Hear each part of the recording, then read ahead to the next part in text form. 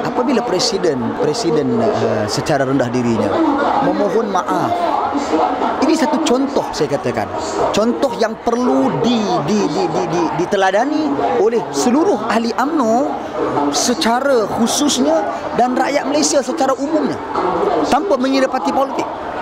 Sikap sentiasa memohon maaf, sebab kita setiap individu muslim takkan terlepas daripada melakukan kesilapan dan kesalahan.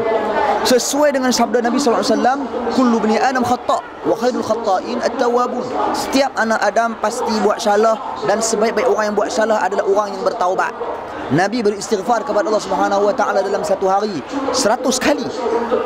Memohon ampun kepada Allah Subhanahu wa taala, yakni mengakui kesilapan, walaupun Nabi bebas daripada kesilapan dan kesalahan. Itu Nabi. Ini kan pula diri kita sendiri. Presiden dengan rendah diri memohon ampun dan maaf.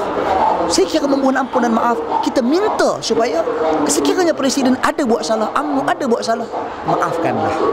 Berilah peluang kepada kita untuk kita buktikan kembali, untuk kita perbetulkan kesilapan.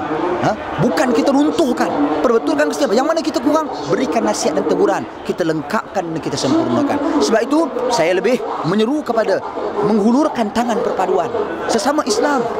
Mari kita bergabung, mari kita bersatu, walaupun mungkin dalam entiti yang berbeza, tetapi kita satu matlamat, satu tujuan, yang mana kita membulat tekad untuk memastikan perpaduan atas nama Islam itu diutamakan daripada sebarang kepentingan politik.